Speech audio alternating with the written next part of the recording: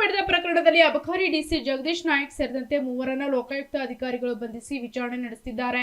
ಈ ಪ್ರಕರಣಕ್ಕೆ ಸಂಬಂಧಿಸಿದಂತೆ ಅಬಕಾರಿ ಸಚಿವ ಆರ್.ಬಿ. ತಿಮ್ಮಾಪುರ್ ಅವರಿಗೂ ಸಂಕಷ್ಟ ಎದುರಾಗುವ ಸಾಧ್ಯತೆ ಇದೆ.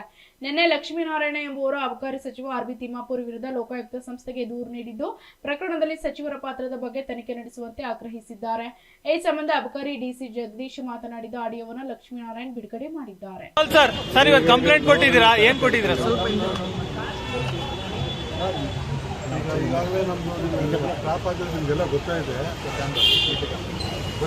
ಹಾಗಾಗಿ ನಾವು ಮೊನ್ನೆ ಏನು ಕ್ರಾಪ್ ಆಗಿತ್ತು ಅದರಲ್ಲಿ ಈಗಾಗಲೇ DC ಸೂಪರ್ಟೆಂಟು ಕಾನ್ಸ್ಟೇಬಲ್ ಎಲ್ಲ ಅರೆಸ್ಟ್ ಆಗಿ ಜೈಲಿಗೆ ಹೋಗಿದ್ದಾರೆ.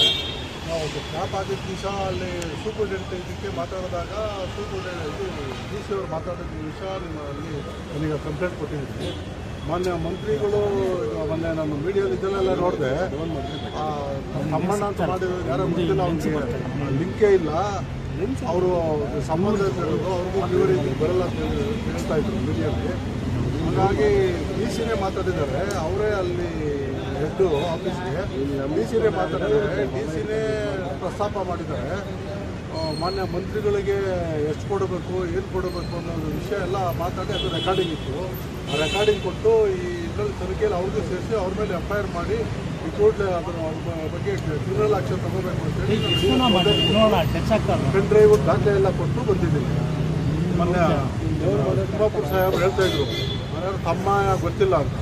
ಈಗ ಜಗನ್ನಾಥ್ ನಾಯಕ್ ಅವ್ರು ಮಾತಾಡೋದ್ರಿಂದ ಕೊಟ್ಟಿದ್ದೀವಿ ಅವ್ರಿಗೆ. ಹೀಗಾಗಿ ಅವರು ಅಟ್ರಾಕ್ಟ್ ಆಗ್ತಾರೆ. ಈ ಒಂದು ಮೇಜರ್ ಅಮೌಂಟು ಬ್ಯೂರಿ ಆಗಿರೋದ್ರಿಂದ ಅವ್ರಿಗೆ ಮೇಜರ್ ಅಮೌಂಟ್ ಕೊಡಬೇಕಾಗುತ್ತೆ. ಇಲ್ಲ ನೀವು ಮಾತಾಡ್ತೀರಾ ಏನು ಅಂತೇಳಿ ನನ್ನ ಹತ್ರ ಪ್ರಸ್ತಾಪ ಮಾಡ್ತಾರೆ ಅವರು. ಅದನ್ನು ಏನು ದುರಿಸುರುಳಿ ಇತ್ತು ಅದನ್ನು ಅವ್ರಿಗೆಲ್ಲ ಕೊಟ್ಟು ಬಂದಿದ್ದೀನಿ. ಈ ಥರ 1.5 ಕೋಟಿ ಇದಾಗುತ್ತೆ, ನಿಮ್ಗಾದ್ರೆ 1.20 ಮಾಡಿಸ್ತೀನಿ ಅಂತ ಹೇಳ್ತಾರೆ ಅವರು.